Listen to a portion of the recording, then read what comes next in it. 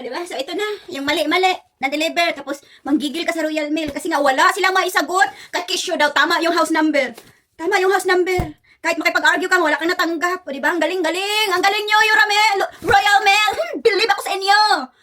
Imbestigahan daw nila. Buti na lang, yung kapitbahay ko, nag-knock-knock. Kasi nga, mostly nga, itong kapitbahay ko lang yung ano ba, mabae. Hindi ko alam pala. Yung medyo close ko na kapitbahay, yung dyan. Ito kasi kailangan meron na ako nito, matagal na nakabili. Bumili ako ulit kasi nga pang Barrio Fiesta kasi ito. Kasi nga, nung binili ko, last 2 months ago, nilagay ko lang sa freezer kasi kailangan sa freezer. Tamad naman kasi ako noon. Ibig na matagal na rin akong mag-try ng mga trending na yon. Kaya lang, tinamad nga ang person. So, ito na, putik talaga yung Royal Mail na yon. Kawawa naman, diba? Kawawa naman yung seller. Kasi nga, inano ko na rin eh. Kasi nga, ikaw nga, nasa bahay lang ako buong araw. Kasi nga, yung Junakis ko, inano ko na maglakad nga. So, tapos sasabihin daw, tama daw yung bahay, tama daw yung number. Huh? Kaya nagtaka ako. So, iba na pala house number namin, no? Iba na pala pangalan ko. Nanggigit talaga ako sa Royal Mail na yan. Tapos parang medyo sarcastic pa yun, konti na babae ba? Nung sinabi ko kasi nung nagtanong siya kung yung door ba yun, yung door sa may, yung pag yung sa picture. Sabi ko, ang alam ko lang talagang bahay, yung laging nagkukolekta ng parcel ko, yung dito nga, yung katapat namin. Hindi naman tapat yung kahati ng bahay namin. Para pang sarcastic yung pagka, hindi yung ganun talaga siya na, basta iba yung pagka yan, sabi ko, ay hindi, dito ko na ay hindi. Kasi nga, tanong niya kung ano ba yung bahay, is of course, hindi. Malay ko ba yung pintuan ng kapitbahay ko, di ba? Alam nga naman, magkatok-katok ko isa-isa kapitbahay ko, kung may, andyan ba yung parcel ko, di ba? Ganunin ko kapitbahay ko, di ba?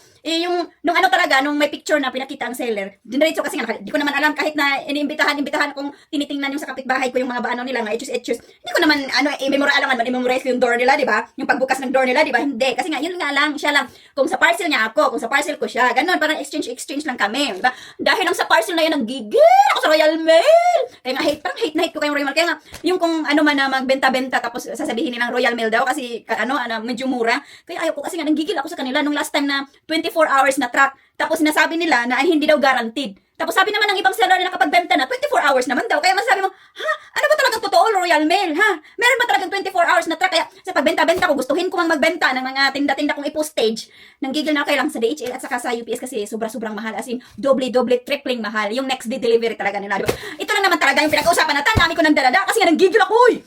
Kasi nga, muntik ko lang, pati seller, diba? Kasi nga, ikaw nga, tapos yung Royal Mail, wala silang maisagot. Alam bang, sinabi ko rin sa kanya, so kasi nga, in 10 days daw, investigate pa daw nila. So, alam mo, sabi ko, so, kung marati na pala yung yung item na yun, kasi nga, kailangan ilagay sa freezer, or bang sagot ng babae, wala akong magagawa dyan, ha?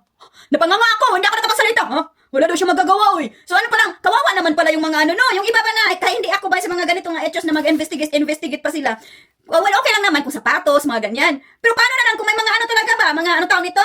Perishable, diba? Hindi ko na alam yung mga term na. Gaya nito, oh. Kasi kailangan to i-freezer. Kasi nga, gagawa nga ako ng ensaymada, diba? Yung ilang ensaymada na may mga, katayfi, kunafa, whatsoever. Kasi nga, meron pa ako dalawa sa freezer, 2 months ago ko na yung binili. Hindi nga ako nag-practice na kasi nga, tinamad na ako mag-offer kasi. Kaya bumili ako muli kasi nga sa next month, diba? Next month kasi, magtitinda kami kaya sa ensaymada. Tapos gagawin ko kasi, nasa utak ko, diba? Apat na Barrio Fiesta yung atin na namin. Kaya ito, bumili ako.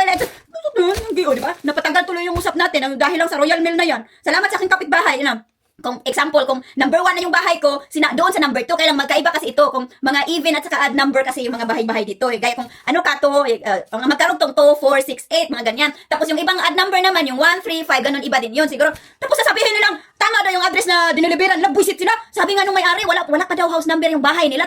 Tapos sasabihin, tama, na Royal Mail? O diba, nanggigil tuloy ko. Ang dami-dami ko na sinasabi. Kasi nga, nanggigil talaga akong visit na yun. Inano ko pa yung yung seller ba? Inano ko pa. Yung pagka-dragon. Sorry po. Sorry, Lord. Pasaylo. Di ba? Maura. Di ba? Ang dami ko na nadadaan na naman do. Tungkol nito sa katayfi, kunapa, whatsoever. Pangalan nito. Ilagay ko na to sa freezer para next month. Next year tuloy. Bye, yun lang. Love you all. Sorry, okay. Sorry ulit sa seller.